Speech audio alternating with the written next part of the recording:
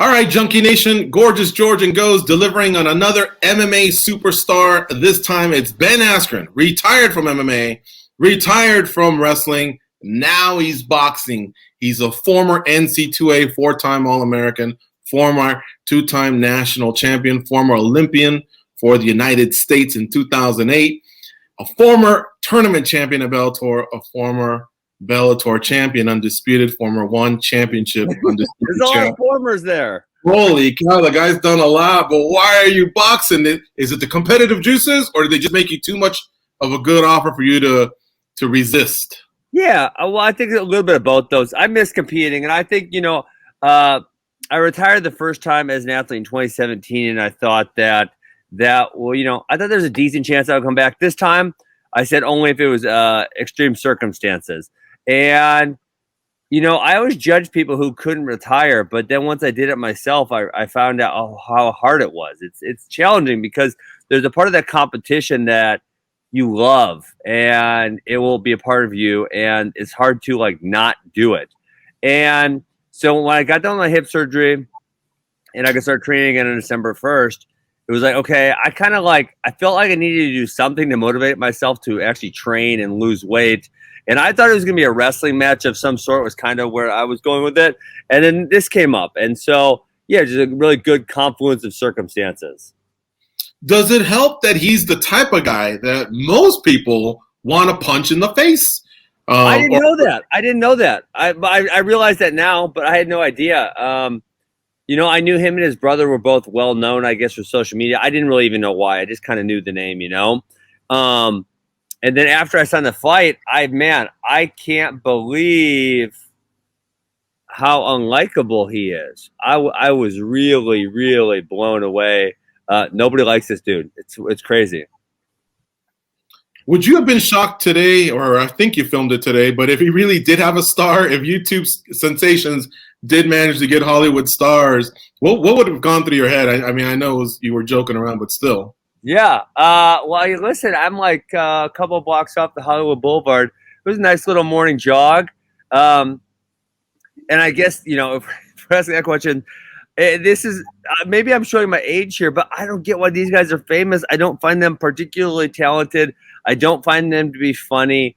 I don't really know why kids like them. I don't get it. I've tried asking, I coach kids from ages 5 to 18. So I've tried asking them, what do you like about these guys? Like, what is likable? What do you find entertaining? And, I'm yet to get an answer that I'm fully satisfied with. I don't really get it. Well, what's the best answer you have heard from the kids?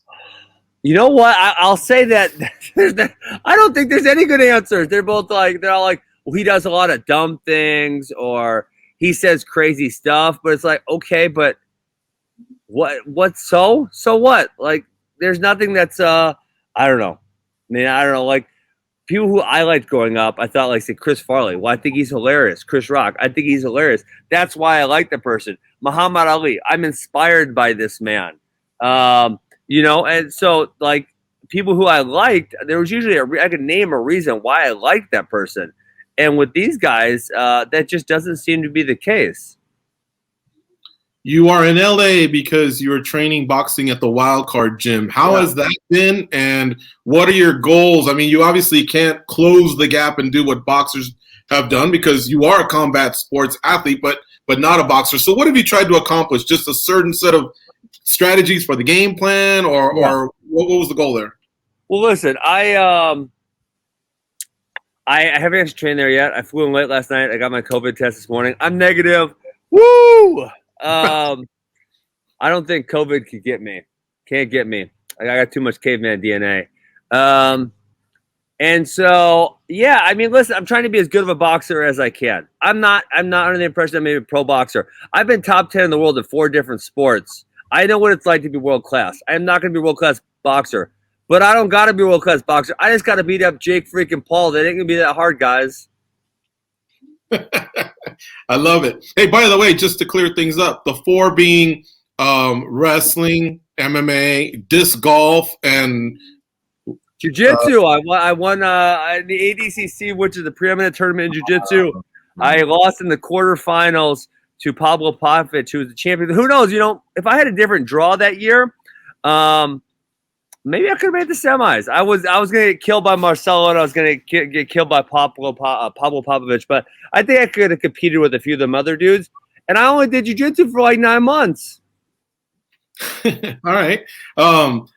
And what about the time that you trained in Milwaukee before you got to LA? Because the LA portion's about to begin. What was covered there in terms of boxing and boxing this guy? What can you share? Well, I'm only in LA for a week, so I'm going to get as much as I can out of Frey Roach. I'm going to try to pick his brain.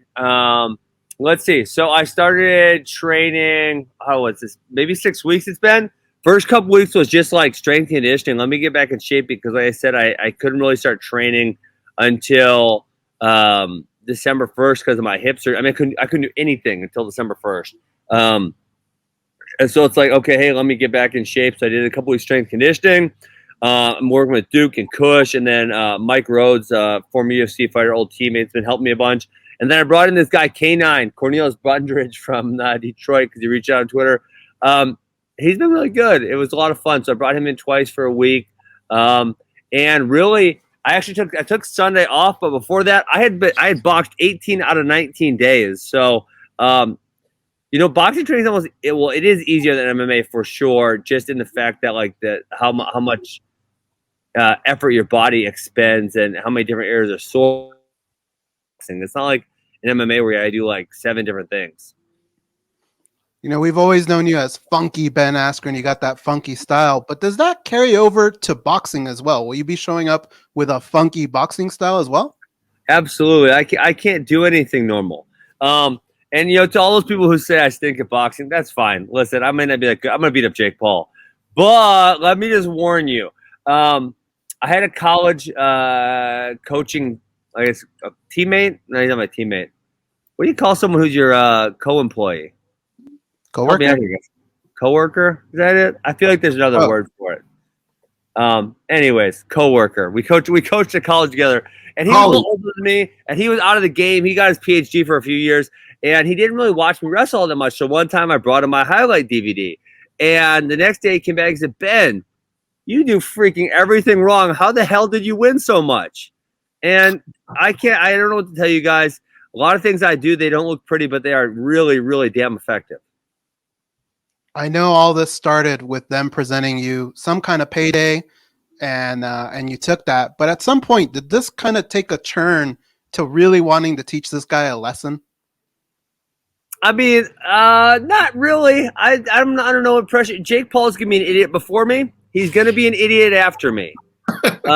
This guy's an idiot. That's what he does. I mean, what kind of lesson? He's too stupid to learn anything. We know where the MMA guys stand. A lot of them have your back, and I got to imagine that a lot of them don't do that, but that's okay. Some of them, yeah. But I got to imagine the YouTube people, they got his back. What about the boxers? When you've talked to boxers and you tell them what they're doing, whose side are they on? Well, I can't say I've talked to too many boxers. I just don't run in those same circles. I would have to imagine that they would be on my side, just in the fact that I have been an elite combat athlete. And while, I've never been an elite boxer, I would respect the discipline and the effort it takes to become an elite boxer. Hopefully they would respect the discipline and effort it takes to become an elite mixed martial artist or an elite wrestler, of which in both fields I became completely world-class at. I know all this kind of came about in a strange way, but have you thought about what happens past this fight? Would you want to do this again? And if you did, is there a name you think about? Not really. I said when I retired the second time from the UFC, I said I will never do this as a job, as a profession. If an interesting offer came about, I thought it'd be a mixed martial arts, maybe that I would probably take that opportunity. This came about. I took the opportunity. So I'm not going to say it's never going to happen again. I don't envision this to be the way I earn my livelihood moving forward. By the way, we should have probably asked, but the hips holding up 100%, I mean, that's a pretty serious injury, and yet you're training for a professional prize fight. Yeah, no, it's outstanding. Man, I just told someone this weekend because I had a few old wrestlers. I was coaching in a tournament, youth tournament, and they said, my hips give me issues, my back, and whatever. It's like I genuinely wish I would have done this 3 to 5 years earlier. I had no idea how good the results were going to be, and not even from a competitive standpoint, which I'm sure it would have been positive there, but just from a lifestyle standpoint. I mean, I slept in one position for 5 years straight, or at least 5 years, right? Maybe more than that. I could literally only sleep in one position. And so just the fact that now I can sleep comfortably, kind of like however I want, is tremendous. So the fact that I was at a wrestling tournament coaching all weekend, and if I had done that before my hip, I would have been like my back would have been really bad. My hips would have been bad. I would have felt really shitty the couple days after. If I would have known the result, I could have had I had no idea the results were going to be this good. Tell us we just heard the announcement about the venue and all that. How is that going to work? I know fans, how many fans will be involved in this? No, they're not doing any fans. They got a football stadium and no fans. Listen, that wasn't my decision. I think they should have fans. But I guess they're going to make it really, really cool for the pay-per-view. That's cool. Wow. See, I thought the NBA All-Star game yesterday, I thought was in Atlanta, and I saw there were some people there. So I thought maybe you guys would have. Well, I think Atlanta was one of the first places to open up, but from what I'm hearing, and I don't know this definitively, the answer that we are going to fight at Mercedes-Benz Stadium, and there are not going to be fans there. And folks, just so you know, TrillerFightClub.com made that announcement today. $49.95 will get you Jake Paul versus Ben Askren. Come on, MMA people, we got to support our guy. And Frank Mir, Antonio Tarver. Frank Mir. I got a parlay. I'm waiting for Frank Mir odds. I've been saying it from the beginning. The MMA guys are going to go 2-0. I want to parlay you two. I think Mir's going to get Tarver because 52's up there, and I'm 51, so I can say that 52's up there. 41. Oh, yeah. So he still has some. I think he might be at the end of his peak, because heavyweights peak a little bit later. But he's been boxing for a while, and plus he's all of 275. Tarver competed as a 175 and 190 guy mostly for most of his career. But and then with you, I would think Frank would have quite a size advantage there.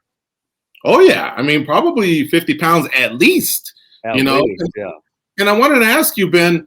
Aside from just the tactics of the sweet science and whatever it is that you've learned over the years and you want to polish up here, what about just roughing them up? I mean, that's got to be a strategy too. That's going to happen. I'm not trying to be all pretty and shit. If I got to get a little forearm in the neck, pull on the head a little bit, maybe bump with my legs a little. Yeah, I'm going to do that stuff, of course. I love it, man. We're definitely looking forward to that. And I guess Go's already asked you this, but it all depends on the deal. What do you think is the most likely, one and done or not? So far, are you liking this? I mean, I wanted a reason to train. Like I said, I wanted a reason to get in shape. I wanted a reason to get motivated to work out. I'm enjoying myself. I am. It is a lot, right? Because there's a lot of other things I want to do with my life too. And I guess that's something that you have to decide as you grow up. And when you have a lot of good opportunities, you have to pick and judge where to best use your time and effort. I mean, maybe one more. Who knows? I mean, I'm not going to do 10 of these, right? But if it was like, hey, I beat Jake's ass and Logan wants to cry about it and I want to beat him up too, maybe that'll happen. I'm sure there's some other dumb YouTuber that I can beat up. I'm not a big YouTube guy, so I'm sure there's someone popular that wants to get beat up. Who will be in your corner that night? So the two for sure are Biggie, Mike Rhodes fought in the UFC, and Tyron Woodley. I'm actually gonna meet up with Tyron. He's in LA. It was just kind of confluence of circumstances, and I'm not sure who number 3 is gonna be. Duke and Scott Cushman and Duke Rufus. They are gonna be at I don't know if it's UFC fights or Bellator or PFL. They will be somewhere, so they're not available. So number 3 is TBD. Maybe I should sell that spot like Mike Perry. That would be a genius move, huh? I thought, Mike Perry doesn't do a lot of things right, but that was funny. I thought that was really funny. If you could choose someone to go out with you, like, you know, who would you want to walk you out if you had the choice, you know, like either a boxer or a celeb, I guess, other athlete maybe? Well, it's okay. Obviously, you know, my friends would be cool. So I have a lot of longtime friends. That would be fun. If I had to pick some, I mean, the boxer that I love the most is Roy Jones. Man, his highlights, he's so tremendous. He's kind of unorthodox, and he was just so good in his prime. So that's my favorite guy to watch. So I'll go with Roy Jones. We're running out of time here. I wanted to keep it around 15. I want to be respectful of your time, but the wrestling that's coming up here, March Madness. Can you just give a quick recap of what people should watch for? Everybody that's going to be, you know, tuning in for the first time or whatever, because unfortunately, it runs into March Madness, and I think people should pay attention to March Madness as well. Yeah, well, we made it. You know, it's been tough because there hasn't been a ton of wrestling last. So NCAA's got canceled. It was like 4 days before it got canceled last year, unfortunately. And then there was not a lot of wrestling last spring. The Olympics got canceled. So we had hard times. And then even this season's been really unique. Athletes have been getting, you know, maybe like 30% of the matches that they usually get. But we made it this far. We're gonna have a full NCAA tournament. I'm really excited for it. There's a whole bunch of matchups that we haven't been able to see because the season and last season, spring, summer was not traditional. So we should have a really fun NCAA tournament coming up. All right. And lastly, of course, you're in the podcast world, folks. You should definitely check Ben out there. Are you enjoying being a podcaster and being able to communicate? Yeah. I've been doing this for a while, man. It feels like, I don't know what, 6 or 7 years. So I started with the T-Row Funky Show, my buddy Tommy Rollins. Then I went to the Rooters Wrestling Podcast. Now I'm on FRL. I also have the Funky and FRB show with Throne O'Brien, and I have the Funky Crypto Podcast. Man, yeah, so it's fun.